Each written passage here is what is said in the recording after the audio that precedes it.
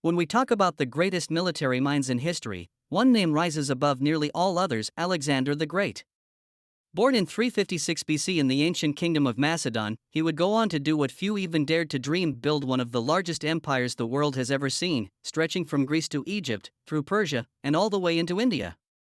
But Alexander wasn't just a conqueror. He was a master of war strategy. A tactician whose battlefield decisions are still studied by generals over 2,000 years later. To understand Alexander's military brilliance, we must first understand the foundation upon which he built his campaigns. His father, King Philip II of Macedon, had already reformed the Macedonian army, turning it into a disciplined, lethal fighting force. Philip introduced the sarissa, a long spear over 18 feet in length, and developed a new kind of infantry formation, the Macedonian phalanx. These tightly packed units became the bedrock of Alexander's army.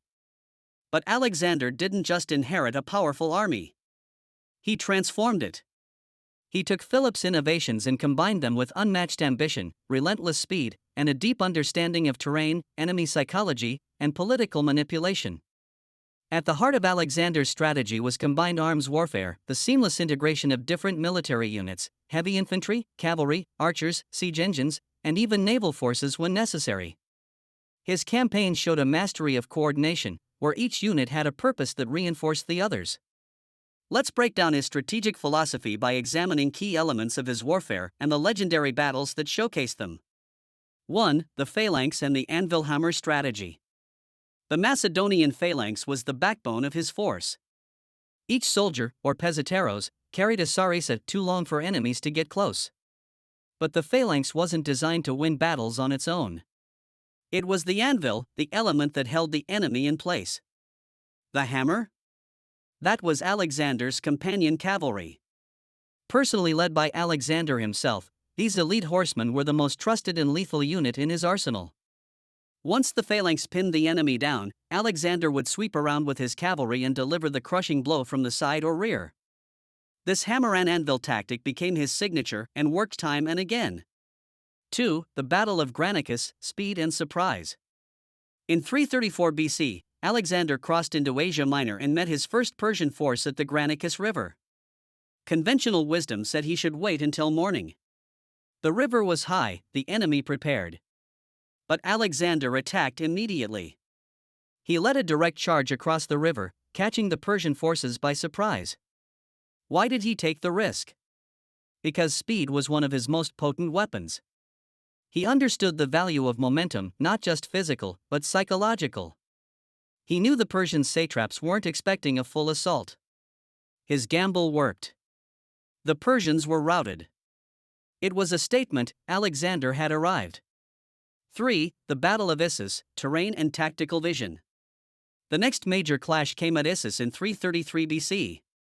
Here, Alexander faced King Darius III of Persia. The Persians vastly outnumbered him.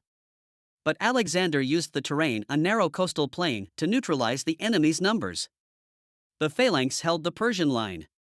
Then Alexander spotted a weak point and personally led the charge into the Persian center. He drove straight toward Darius, forcing the Persian king to flee. That single moment broke the morale of the entire Persian army. This wasn't just about brute force, it was about reading the battlefield like a chessboard. Alexander saw not just what was in front of him, but what would happen 3 moves ahead. 4. Siege warfare, Tyre and Gaza. Not all of Alexander's victories came in open battle.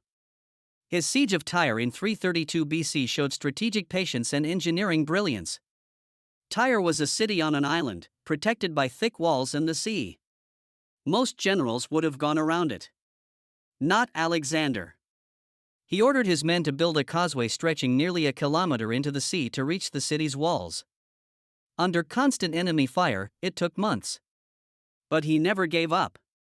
Eventually, with siege towers and naval support, the city was taken. It was brutal. It was effective. It was a message. At Gaza, the story was similar. He used heavy siege engines to breach the walls and take the fortress, securing a path to Egypt. 5. Psychological warfare and reputation. Alexander knew the value of reputation. In every campaign, he made sure stories of his victories spread far and wide. Tales of his courage, his charges into the enemy front lines, his respect for local customs, his generosity, these weren't accidents. They were part of a larger psychological strategy. He wanted cities to surrender before a single arrow was fired. He wanted armies to fear him before they ever saw his face. His legend became a weapon. 6. Diplomacy and integration. Conquest wasn't just about destruction. It was about holding what you took. Alexander often incorporated defeated soldiers into his own ranks. He married local women. He adopted local dress in Persia. In doing so, he built loyalty and stability. This was strategic governance. It prevented rebellion. It made people feel like part of something greater, not just a conquered people, but citizens of a new empire. 7. Battle of Gaugamela, the masterpiece. In 331 BC, Alexander faced Darius again, this time at Gaugamela. The Persians had hundreds of thousands of troops. Chariots. War elephants. A vast open plain to exploit their numbers. Alexander responded by executing one of the most famous tactical maneuvers in history. He refused to engage the Persian center. Instead, he drifted right with his cavalry, drawing Darius's forces toward the flank. This subtle movement created a gap in the Persian line. Then, like a hawk, Alexander struck. He led his companions straight through the opening and attacked the Persian center head-on. Once again, Darius fled. Once again, the Persian army collapsed. It wasn't luck. It was genius. 8. Logistics and mobility. Alexander's army moved with incredible speed. He understood that slow armies lose. He used light armor, mobile supply lines, and forced marches. His men carried just enough to fight, and they moved like lightning. From one end of Asia to the other, he outpaced his enemies. They never had time to regroup, to reinforce, or to prepare. He struck before they were ready. 9. The Indian Campaign, Adaptation and Limits.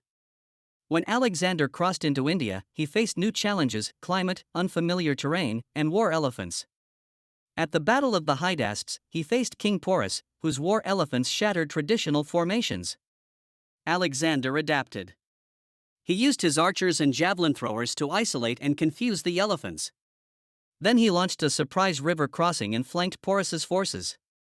It was a hard-fought battle, but another victory. But India also showed the limits of conquest. His troops, exhausted and far from home, refused to go further.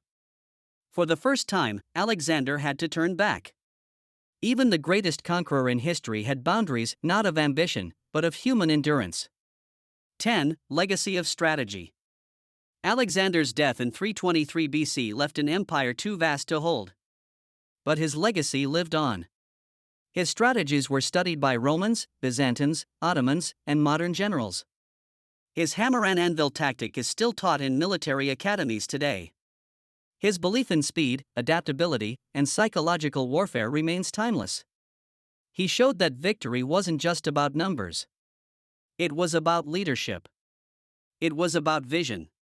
It was about understanding not just how to fight, but when, where, and why. Alexander the Great didn't just conquer the world. He rewrote the art of war.